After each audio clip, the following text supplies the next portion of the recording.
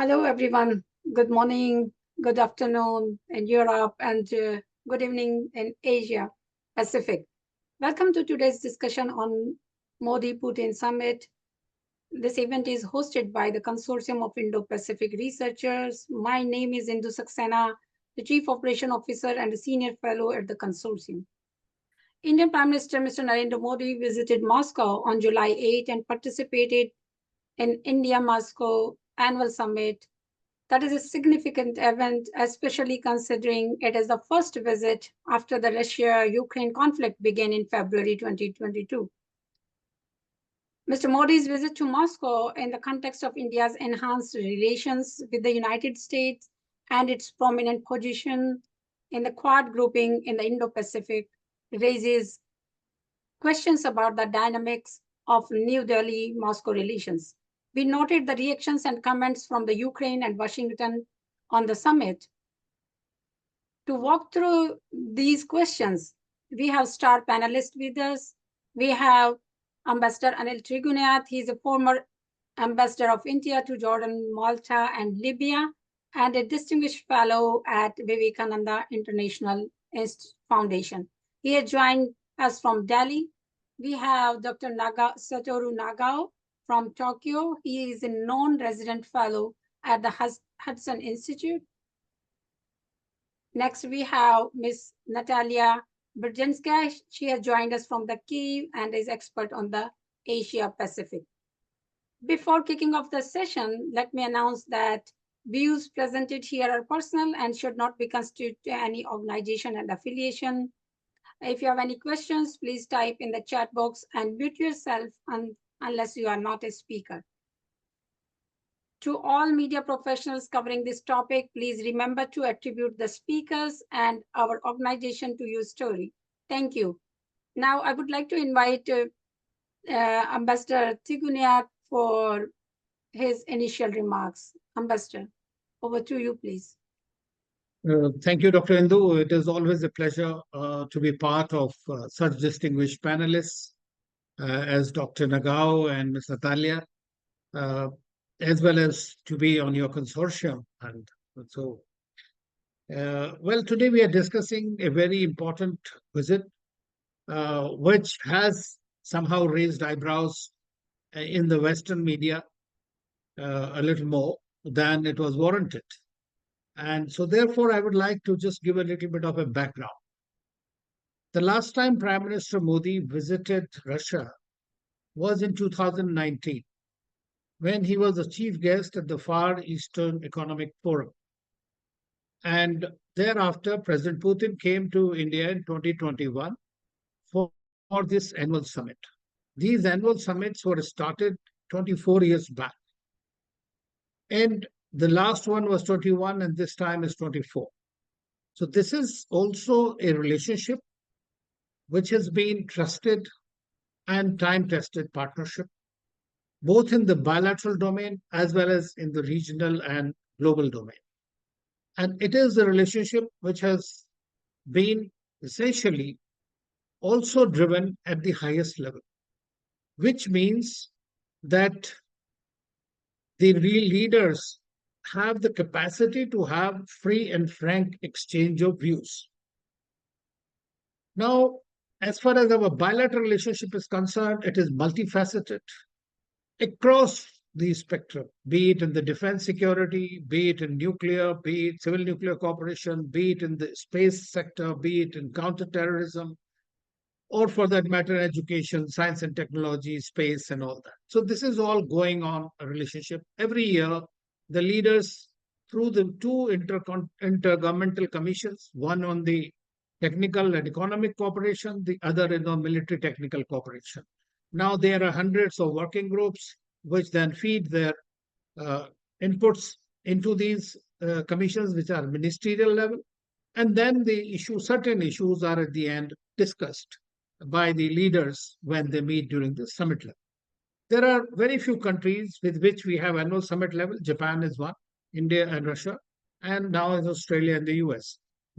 Some countries we have 2+2 now, this also by the ministerial level. Now, if you were to look at it, this visit is taking place, as you mentioned, after the Russia-Ukraine war. And India's position on this war has been very clear from the very beginning. The position of India, whether in the UN Security Council, UNGA, or bilateral or international domain or in G20 and everywhere, our position has been very clear. Position is that the issues have to be resolved through dialogue and diplomacy and in accordance with the UN Charter. And that's precisely what remains. Prime Minister Modi also has been categorical in his last meeting with President Putin in Samarkand that this was not an era of war. And that is something that even helped the G20 Bali Declaration, as well as continued to have a new Delhi Declaration of G20 in India. This has been broadly accepted. Prior to coming to Moscow, Prime Minister Modi had visited the G7 Extended Summit. And this was the 11th time that India participated in the G7 summits. At that time, he had meetings with the world leaders, and it is his third term when he has entered, the only other prime minister after Pandit Nehru to have been elected the third time. And there he had meetings with all the 7 and other leaders who were attending, as well as with President Zelensky. And in the meeting with President Zelensky, he told him that we will try our best as much as we can to bring about some kind of a resolution of peace. India is making those efforts. Those efforts cannot be done on telephone. It is important, and that has been shown. So when Prime Minister Modi was there, this was one of the issues, key issues that the world was watching. What will we do? And India has been asked repeatedly by the Western countries, the same countries who are criticizing, just because they were having their 75th NATO summit, that why India go and why it coincided with this, that. We even had Jake Sullivan coming to India, trying to dissuade the government that this would be a bad optics. The national interests are not driven by optics. National interests are driven by hardcore national interests. That's very important. And so just because the partner of yours doesn't like the other partner, you cannot give up on your relationship. This is not how the real world operates. And secondly, we are not a NATO country. So it makes no difference to us whether NATO countries meet or they don't meet or they do whatever they do. But as long as their actions are going to impact on the global order and stability, it becomes a major concern for us. So what did Prime Minister Modi do? He went and met President Putin and very clearly told him that this time that you cannot achieve peace on the battlefield. The bombs and guns cannot decide the peace. That the children who were killed around the same time, he expressed his indignation, dismay in a public glare, very openly telling. And he said that he was hopeful after his meetings with Putin. He spent about 5-6 hours in his discussions. First day was the private meeting, private dinner between the two leaders, where only the two of them are present with interpreters. The next day, there were restricted level meetings, and then the delegation level talks. In all three, and then in the public glare, he also very clearly mentioned that this was an important issue. And then he went to Austria after that, and there, one of the major discussions that was held with the Austrians, which is again a non-NATO country, and there he very clearly briefed him about what was India's position on these issues. So public glare apart, public commentary apart, some of the leaders and even the American ambassador, in my view, exceeded his brief when he said the strategic autonomy cannot operate in conflict. But when you are a partner in the conflict, then it does. You need sanity in foreign policy. You need trusted interlocutors to talk to one another. If you condemn somebody, you cannot talk to the other guy. So it's very simple. Who will achieve the peace in that case? We are already seeing the third year escalation of this war, because Russia does not consider this war a war with Ukraine. They consider this as a war with the United States and the West. So this is a strategic gaming that is going on there. So whatever it is, but at the same time, India's position and Prime Minister's position was very, very clear, in which he very articulately conveyed it to and he said that he was hopeful after his discussions with Putin. I don't know what will come out of it. We will over time. Now, as far as bilateral relations are concerned, just briefly, I will mention that. And if there are questions, I'll say, apart from the other thing, the only thing that has been, in my view, rankling the Western countries is India's growing trade with Russia, especially in the context of import of oil. Of course, it used to be 14 billion, today is about $70 billion, 5 times increase in this. And that is because if I am dependent for my oil and gas from all the countries in the world, then if 85% is my dependence, then I would look for the cheapest possible source that is available to me for continuing with my growth. Because at the end of the day, national interest is supreme for every country. We are the largest population in the world. We do not want a kind of a situation where we are held hostage by certain countries for supplies of oil. You have to ensure it. That's the duty to your own people. And that's precisely what we have been doing it. And we are not the only ones.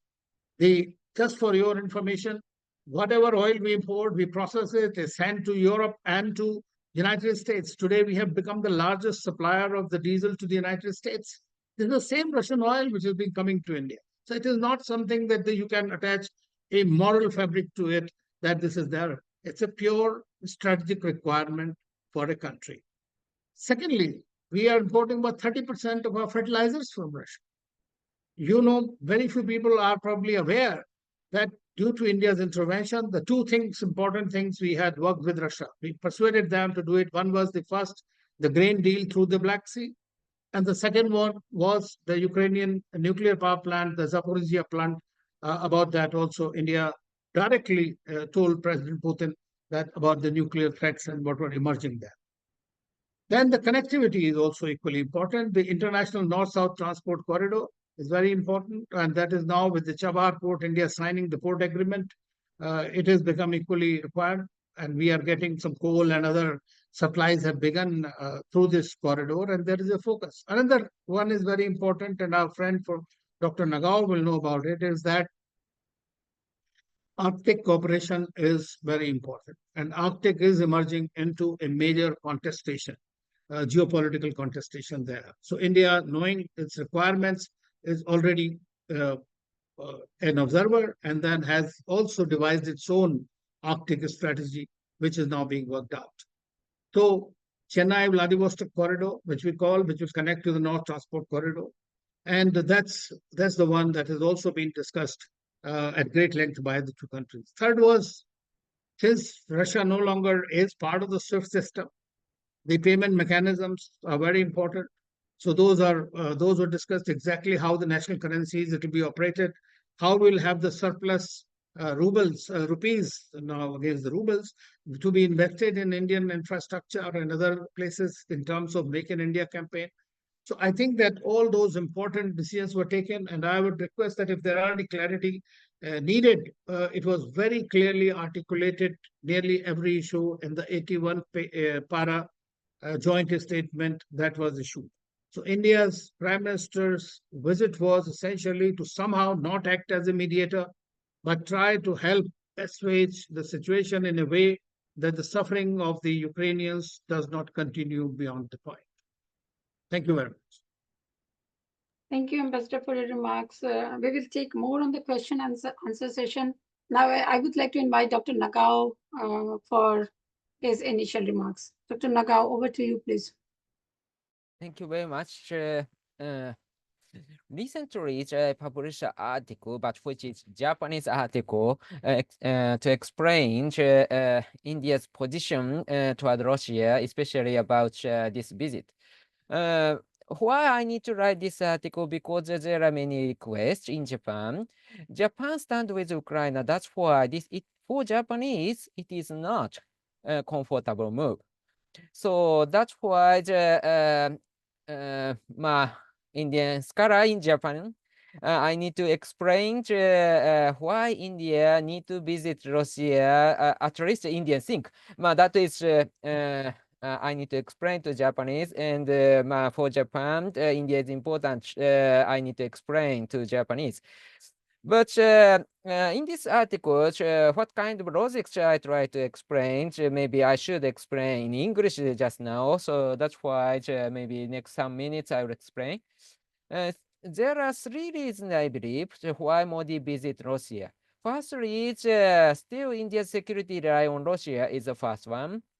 Because 50% of the weapons Indian army possess is Russian made or Russian designed, or for Soviet Union designed, this one.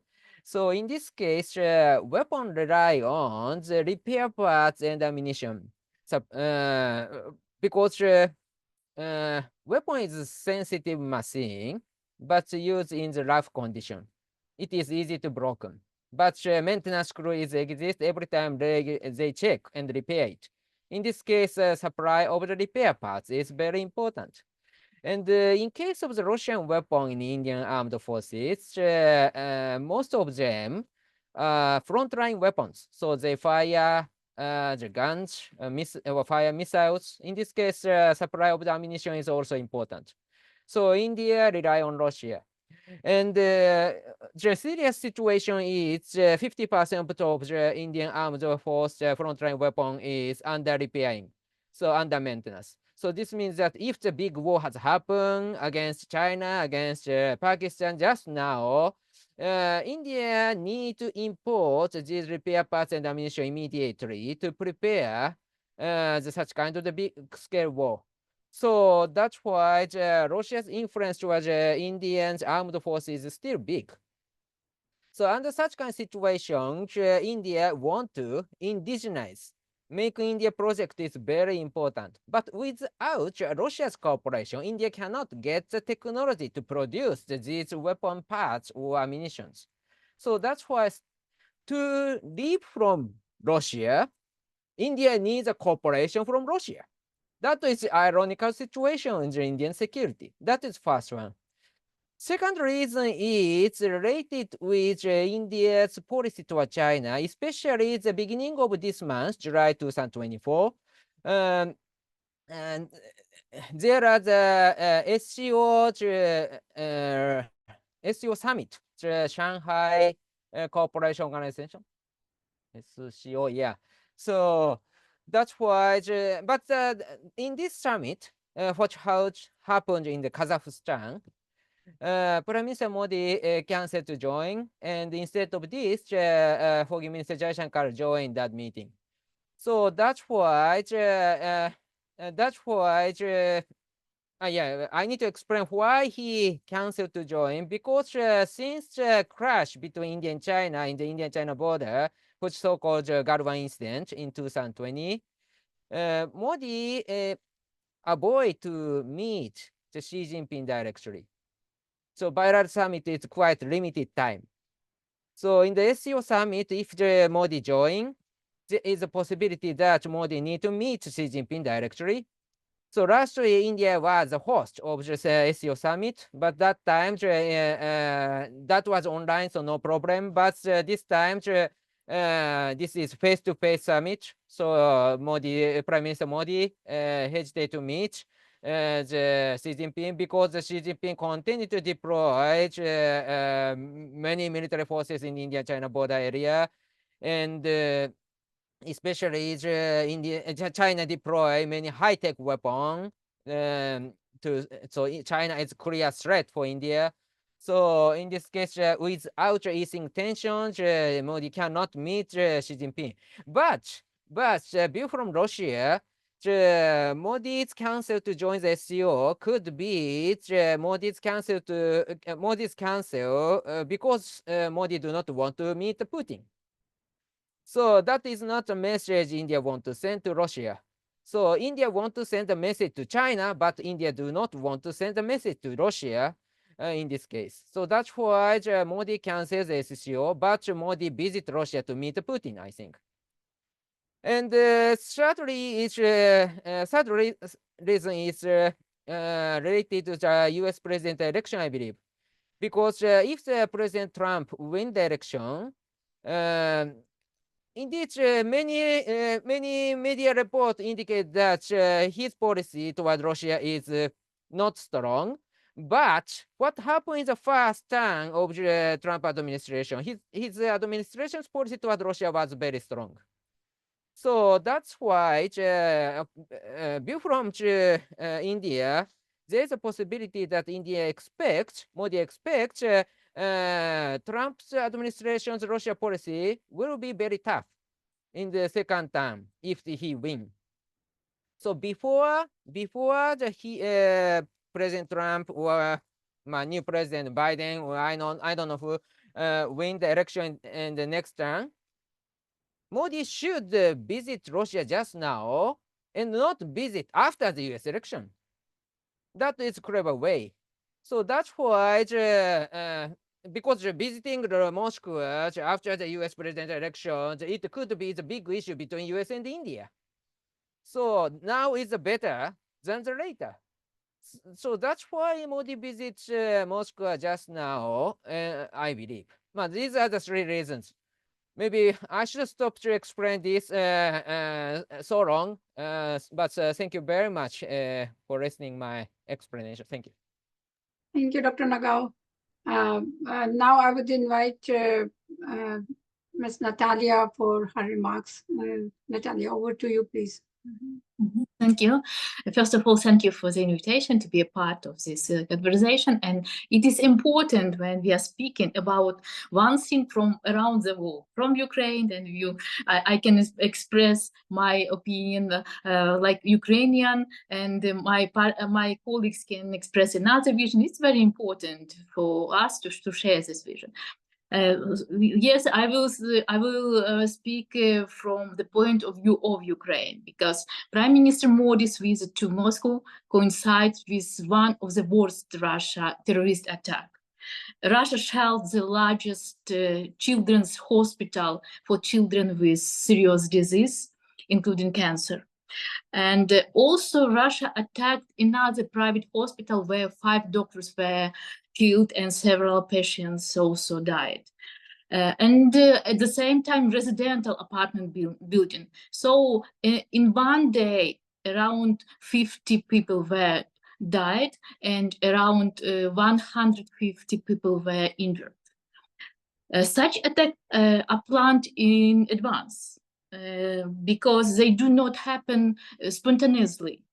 So why did Putin and the Russian army carry out this attack on the day of the visit of Prime Minister Modi, whom he calls his friend?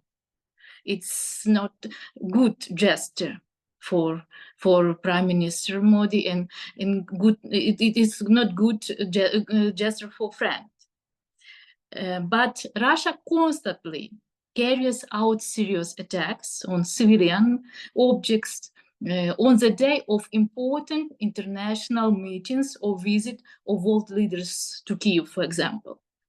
It was the same when the EU Secretary General Antonio Guterres visited Kyiv, I think maybe in 2022, and Russia also attacked a residential building and killed a lot of people.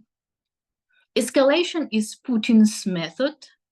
In these days, the Kremlin forces world leaders and the world community to put pressure on Ukraine and force Ukraine to agree to Moscow's terms. The Indian Prime Minister Modi has repeatedly called for peace, that's true. And Mr. Ambassador mentioned that in 2022, Prime Minister Modi directly told Putin that now is not the year for the war. And it was very important signal for Putin, for Russia, that even countries friendly to Russia do not support its actions. And it was very good signal for us, for Ukrainians, because we know that India and Russia are very good partners and friends. During this meeting in Moscow, Prime Minister Modi also called for dialogue and told directly to Putin that bombs, rockets, and guns cannot ensure peace. However, call for peace on the day of the terroristic act unfortunately seem inappropriate. Such actions require harsh condemnation. That it is why they were received in Ukraine with disappointment. And even Indian diaspora who lives in Ukraine was very critical for this visit, unfortunately. According to Prime Minister Modi, India has been suffering from terroristic attack for 55 years. And anti-terrorist policy is one of the priority areas in domestic and foreign policy of India. In India, you know and understand well what the killing of civilians as a result of a terrorist attack is. And Indians are fighting very, very hard against terrorism. Ukrainians really want to achieve peace. No one in this world wants peace like Ukraine, but Ukrainians want to achieve a lasting and just peace in Ukraine. This means restoring the sovereignty and territorial integrity of Ukraine in accordance with the UN Charter. It means pushing all who made terrorist attack, all who killed civilians. It means also compensation for destroyed infrastructure, residential house, cities, and small cities. For example, now in this moment, I stay in Kyiv, but we don't have electricity because Russia destroyed our generation. And a half of day on, and sometimes one day we spent without electricity. But the weather is very hot, about 50 degrees on today. It's so hot, but we couldn't use anything because of electricity. So we would like, as Russia, compensate all these things that they destroyed. That's why we call for just peace. And also we want guarantees that Russia will not start a war again after a short period after ceasefire, for example. We don't have any trust for Russia, for Russians and for Putin. It's a big problem for all who try to told us about this absence of trust to Russia. And President Zelensky proposed the peace formula, which can not only help restore a just peace in Ukraine, but also prevent future conflict in the world. At the same time, Putin claims that Russia has never given up on peace. What is Putin's so-called peace proposal, which he announced in June this year? First, he demands that Ukraine give up its 4 regions and Crimea. Secondly, he demands a significant reduction of Ukrainian troops, weapons, and the non-alignment status of Ukraine. This means that Russia seeks to deprive Ukraine of its statehood and sovereignty. And is this situation India or in other countries would agree to such terms? No, of course, no. That is why Ukraine calls on other countries to put pressure on Russia, but not to pacify Russia, because appeasement of the aggressor leads to worse results. An example is the terrorist attack on the day of Prime Minister Modi's visit to Moscow. It's one of attacks which we suffer every day. However, many countries continue to seek dialogue with Putin and call for end of the war. This legitimizes Putin's actions and gives him confidence that he can continue his aggression and blackmail the whole world to achieve his goals in taking over Ukraine. This became possible due to a number of factors. First, the West failed to economically weaken the Russian Federation. And Mr. Ambassador mentioned that West also bought oil products from India, which India imports from Russia. West also was a part of economic relation with Russia. That's true, and that increased confidence of many countries that Russia cannot be defeated. Russia stays strong economically, so no one can defeat Russia. Secondly, the possible arrival of Trump, the possible possibility of Trump presidency. It's a very important statement because many of countries try to increase, try to not spoil relation with Moscow.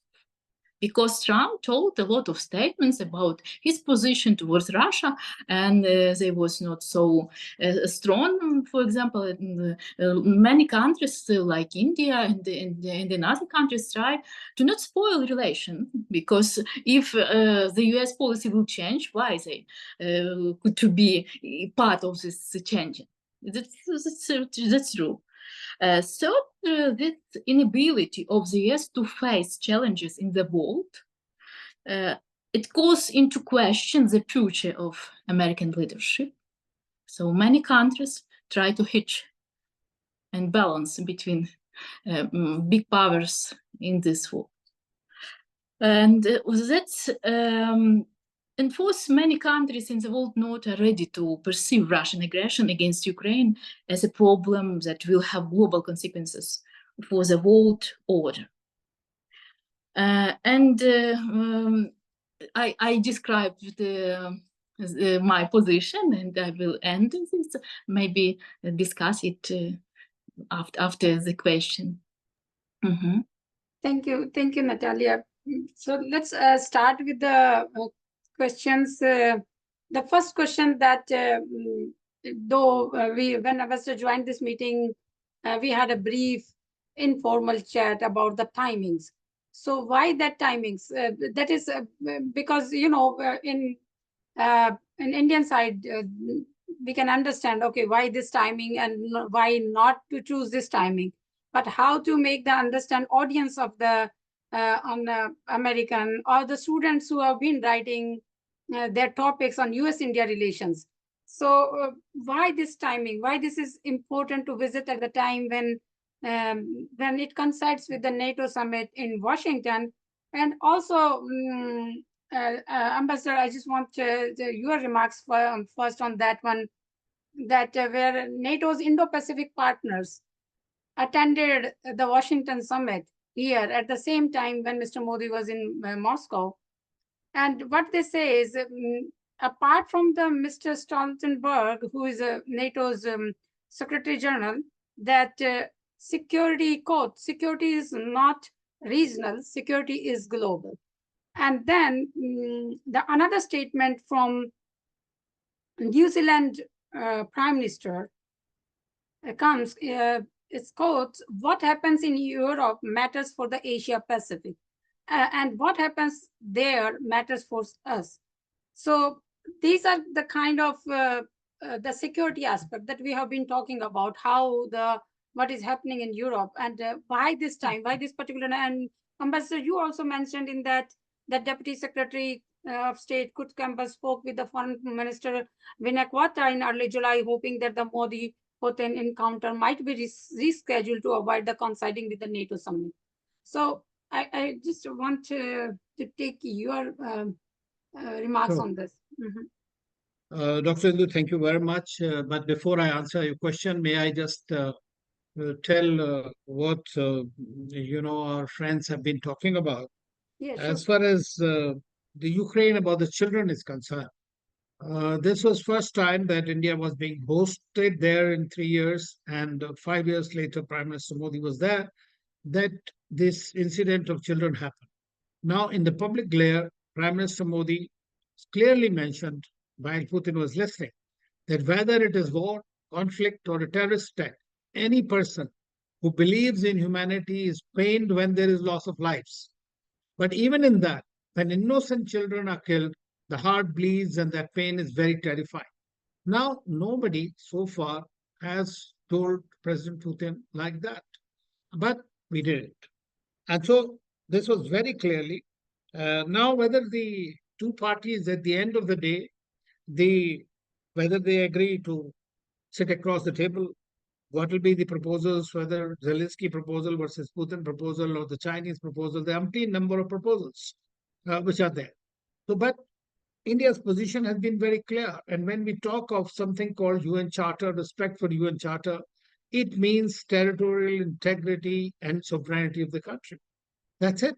It's a fundamental principle in that. So that is something that we need to be very clear.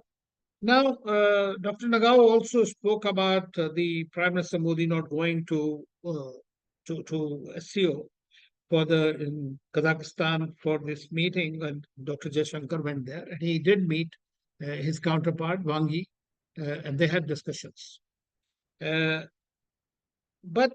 if you come to think of it, that leaders' programs are decided way long in advance.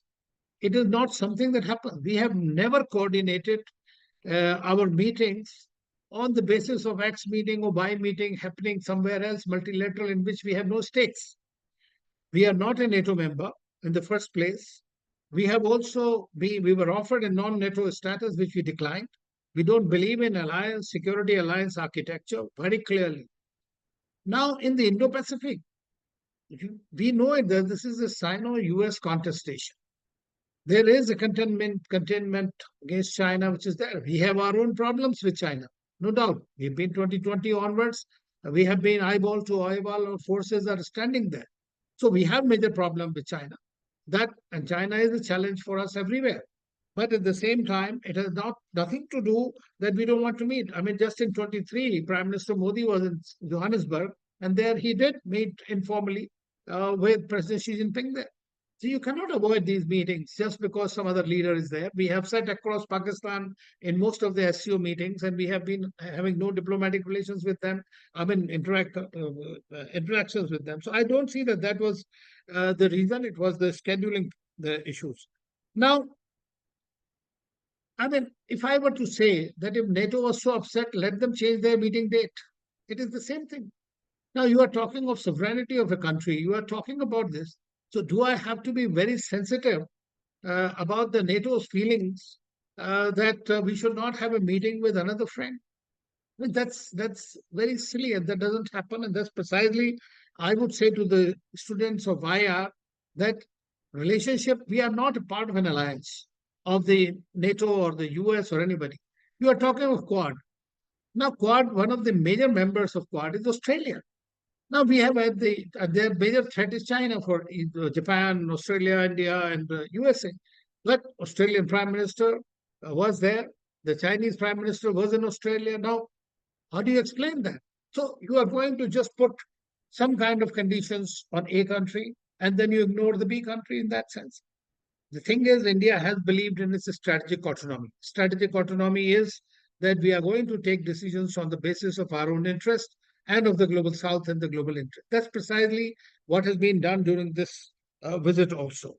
So I think as far as to your question, why now or why not, we could have avoided, it never happened before. We have never coordinated on any meeting. There was 70th meeting in London. At that time also, we had the meeting with Russia. There are always these problems that happen. We have the annual summit meetings that are decided between the two countries. And now Prime Minister Modi has invited President Putin to come to India in 2025 for the next summit.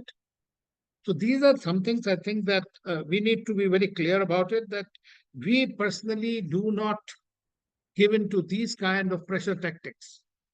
India is not a banana republic and will not take these kind of diktat from anyone. And I think our friends, American friends and others, who commented on this very much understand. On the one hand, you ask India, okay, please play a role. Please tell Putin, because India is the only Prime Minister, Modi is the only leader who can directly speak to Modi on his face and tell him what's what, which Natalia also mentioned and read out. So I think that this is something that they need to also get out of their hypocritical mindset. We have global comprehensive strategic partnership with United States. We value that partnership. That partnership is growing, but that can only grow if we have mutual respect, mutual sensitivities, and mutual interest. Thank you. Thank you, Ambassador. I will take the follow-up question on this. Before that, if any of our panelists want to say something on this, if they want to say their remarks. So, Ambassador, like just a follow-up questions. What is you mentioned about global comprehensive strategic partnership with the United States, and you mentioned how to interpret it in this situation, U.S.-India relations with if CBC, the Quad, and of course, India has its own problem with China. And when we talk about Indo-Pacific, we know that it considers a big chunk of Indian Ocean. That's why we say it's Indo-Pacific. And we also see the assertiveness of China there in the Indian Ocean. Of course, the countries like Sri Lanka, Pakistan, they are trapped of the Chinese assertive actions, non-militarily or militarily. So my next question is that, is it should we say that this visit is, we know that it's a bilateral, we know that Russia-India historical partnership starting in the Cold War era. So, but in the Cold War, like US-India was not so close. So it was not something that has to explain at this extent. And at this time, when China is standing there, like anytime, because China is not willing to solve the dispute, a border dispute with India, even after the 18 rounds of talk. So these are the questions that I'm taking from the audience. They send it to me. So do you see that it's a balancing act of India, like recent, looking at the Putin's recent visit to China and how they have the no limit partnership?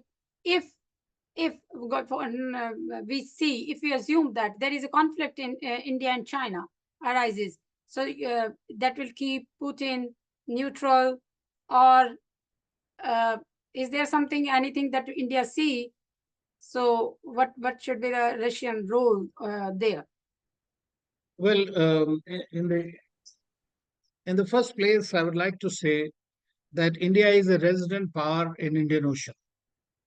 And we have these foundational agreements with the United States and with Japan, with all our Quad partners, which means interoperability is being ensured. And that is keeping the security in mind. But we still do not believe in containment of China. What we want China is to respect the free and open Indo-Pacific, respect the territorial integrity of various countries. And that's what is the problem. We have a bilateral problem with them on the border, which we'll sort out ourselves. And there is no problem with that. And China knows it, that the only country which can stand up to them is India. And that's why they're worried, and that's why they are in our neighborhood trying to have their string of pearls strategy. So we are countered that with our Sagar strategy that is going on. That will continue between India and China. And I always say that China is going to be our challenge in every geography. So that's very much there. Now, a question, whether you asked whether in case there is a war, or whether Prime Minister Modi went because Putin had gone to China. I may be absolutely wrong, but my understanding is that, knowing Russia rather well for 6-7 years, I served there, the Russians do not want to be subjugated by any other country. He has made, in my view, they need China. If the Americans had played their card well, they could have avoided the Ukraine conflict. they could have avoided the rise of malignant rise of China had they not countered or tried to undermine the Russians, if they had tried to find some kind of a modus vivendi. But the deep state there and Siloviki in Russia do not see eye to eye, and there is the problem. And that's why when he mentioned about Trump coming or not coming, I don't see that there's going to be great change, even though Trump and Putin may have certain kind of relations, personal relations. But it's the deep state in both the countries that prevails at the end of the day. Now, here, what happens in India? Firstly, I always believe that India will have to stand on its own. We have friends, we have partnerships, but we cannot bank on anybody. They will try to use the big powers, superpowers, try to use the chess game. You are part of the chess game. So they just try to play one against the other. Americans, there was a beeline of officials trying to go and woo the Chinese, including President Biden going to Xi Jinping when he met him. So it is there that they are also playing this competition with cooperation, trying to avoid the conflict while playing the Taiwan card. So this is what is happening. The countries like ours have to defend our own interests. And that's precisely what we do. Now, you asked me one very question. Suppose what happens in case there is a war? There was a near war in 2020 between the two countries. And since then, we had 60,000 troops, both sides standing face to face. At that time, Indian Defense Minister went to Russia. Russia wanted to intervene and try to provide a platform for talk between the Chinese Defense Minister, Indian Defense Minister, and the foreign ministers. That happened there. We cooperate in the BRICS. We also cooperate in the RIC format, where China is very much present there. SCO is again another format. It is an important format. And this was underscored during the joint statement as well.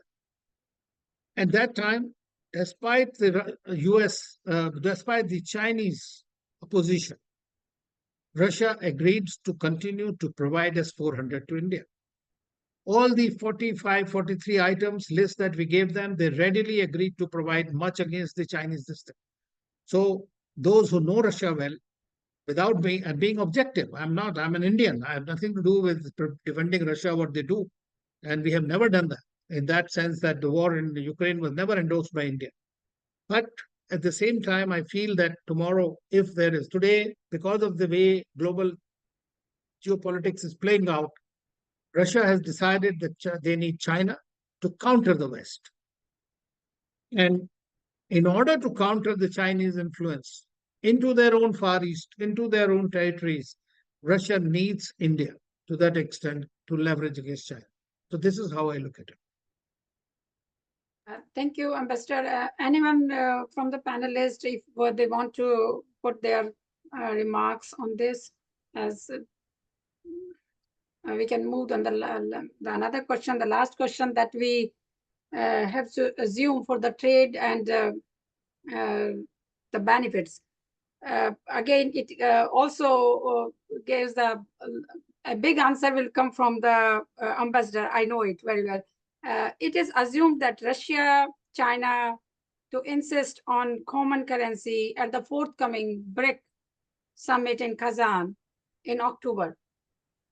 In October month. So will India accept it, the common currency or not? Or how it will impact the world trade, world economy or the global economy? Because you know that Russian rupees and rubles that are there on the talks, and then it's India should be very good on that side. Dr. Indo, the thing is that the one of the biggest fallout of this Russia-Ukraine war has been the weaponization of the financial instruments. When Russia was shut out of the SWIFT, most countries were shocked. Not because they wanted to, but this was a confidence in the liberal system or the banking system, international banking system, especially which is led by the United States, was shaken. I have spoken to French members of parliament and others. They say it could happen to us if we don't agree with them. So whatever money you have will be confiscated in the country, and then thereafter, whatever they want to do with that. So that's something which has really engineered this race for some kind of negotiations and trading in bilateral currencies. India has signed agreements with 21 countries for bilateral currencies. This time also with Russia, we have a rupee-ruble trade, and naturally we are importing a lot of oil, 60 billion worth of oil. So what happens to the surplus rupees? Now that mechanism has been worked out, and the Russians have been offered a lot of strategic opportunities to invest in India. This is a once in a lifetime opportunity for them to use their rupees if they wish to. It's up to them. Then they want to naturally 60-70% of their transactions now are held in yuan. So yuan has become the major currency in Russia as well. And not only Russia, Saudi Arabia today, you see the UAE, they all are trading in yuan with the Chinese. So Chinese currencies are altering, but it has not arrived. De-dollarization is a process. It will take a long time. And what the Russians have done at this BRICS currency, they want to back it with the gold reserves. So because the US dollar is a psychological currency. It is not backed by anything, and it was backed by petrodollars after it was dissociated from the US from the gold standard in 1974. So since then, it is now the petrodollars. And today, if you saw the Saudi statements, they said that if you are going to confiscate the Russian money, we'll sell off the European bonds.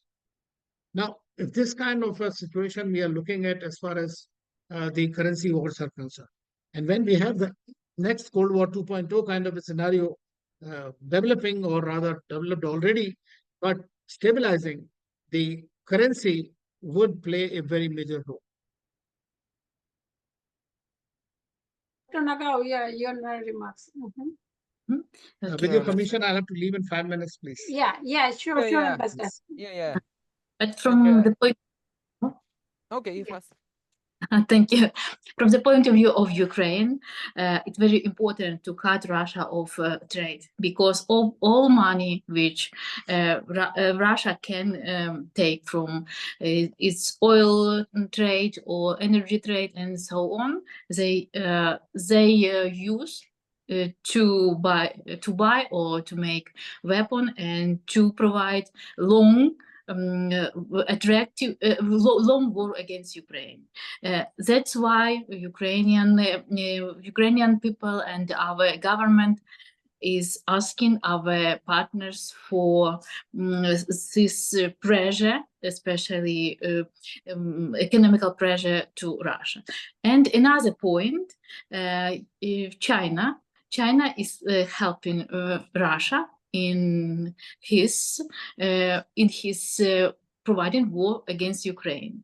China gives Russia informational, political, diplomatic support, and also economical support, especially through dual-use products. And at this time, China tried to use situation for making its own ecosystem. It means also using yuan, for example, and make lots of countries which will use another one of financial system. Because Chinese aggressive actions now is very worried, and it is a very big possibility that China also is preparing for such kind of actions which Russia do near Taiwan, towards Taiwan, and also another one in its global leadership. China needs financial support. China needs group of countries which will help to achieve this goal. And now this time, China using for making this possibility to be global part, to counter European countries, using, of course, a situation in which Russia now is. Thank you. Can I say? Okay, yeah, Dr. Nagao, please go ahead. Okay, I try to speak very short.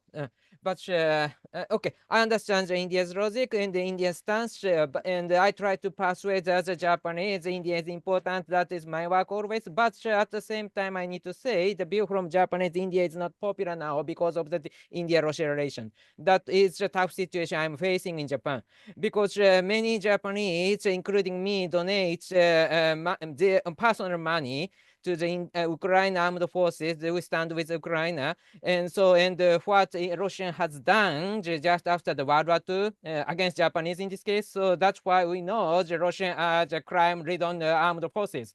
So that's why, yes, we love India. We know India is very important. India is friend. But at the same time, this India-Russia relation is affecting the India-Japan relation. That is also true. And I'm struggling to persuade the Japanese, India is important, India is important, India is important. But at the same time, India should know that this is a tough situation I'm facing. Thank you. Thank you, Dr. Nagao. Yeah, it's really difficult to explain the situation where to the Indo-Pacific partners, where India stands, have the good relations, bilateral relation with the Japan, with the South Korea, and Australia. Yeah. Now we have one question in the chat box.